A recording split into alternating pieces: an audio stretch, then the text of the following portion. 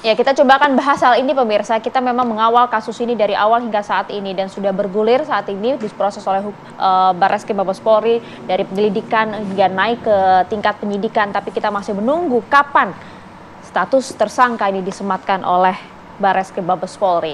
Akankah kemudian terwujud atau tidak? Kita coba akan bahas hal ini bersama dengan sejumlah narasumber kami. Sudah hadir ada Mas Muhammad Najih Aromadloni, pengamat pendidikan Islam, sekaligus juga beliau ini merupakan Badan Penanggulangan Ekstremisme dan Terorisme MUI ya Mas ya. Betul. Selamat pagi, assalamualaikum. Ya, selamat pagi, waalaikumsalam warahmatullahi wabarakatuh. Ya, itu kan prosesnya kita tahu masih bergulir gitu. Nah, dikaitkannya soal Al Zaitun ini berkaitan erat pasti dengan NI KW 9 gitu ya.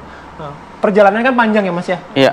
Tapi sebelum kita mengeksplorasi lagi soal Panji Gumilang, NII-nya itu sekarang itu masih terafiliasi dengan Al Zaitun, dan kalaupun misalnya masih terafiliasi, masih ada nggak aktivitasnya, ngapain sekarang? Ya, tentu saja bahwa keterkaitan antara Al Zaitun dengan NI itu tidak bisa dinafikan. Itu suatu fakta yang saya kira terang benderang ya, dan banyak sekali bukti-bukti terkait hal tersebut. Kalau NII sendiri, NII kan dari mulai awal didirikan oleh namanya Sekar Maji Kertosuwiryo untuk mendirikan negara Islam. Sampai hari ini sebetulnya pergerakan mereka masih terus berjalan ya, meskipun gerakan militer terakhir mereka itu tahun 1962 ya. Setelah pasca tahun 1962 mereka mereorganisasi ya. Kemudian Kertosuwiryo kan akhirnya dihukum mati di zaman Presiden Soekarno. Sudah dibubarkan kan pada saat itu sudah ya? dibubarkan, tetapi gerakan mereka tetap berjalan.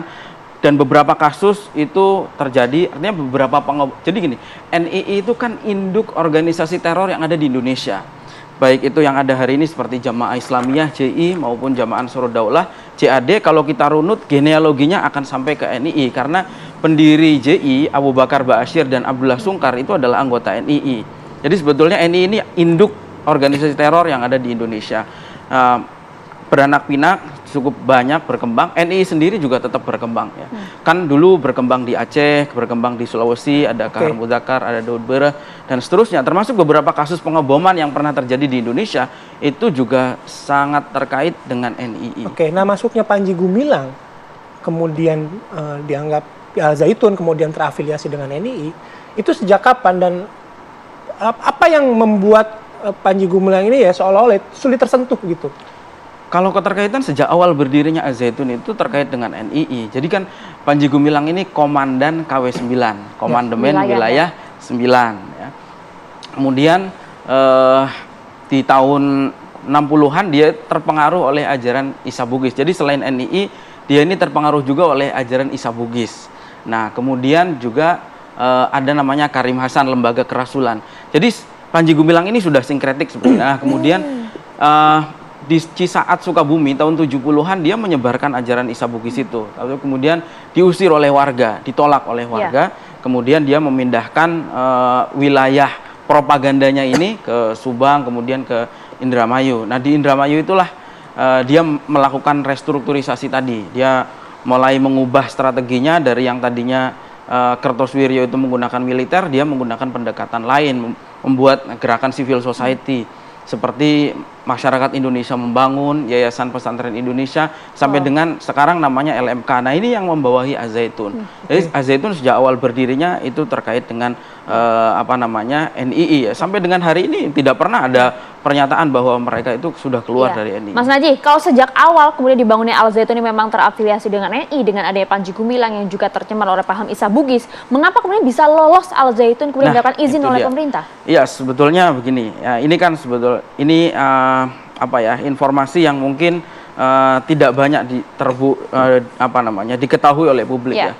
Panji Gumilang itu sebetulnya dulu waktu NII dibubarkan itu kan banyak beberapa tokoh NII itu digalang oleh pemerintah, direkrutlah oleh intelijen. Nah, ini dibina? Iya, dibina. Gitu. Termasuk Panji Gumilang.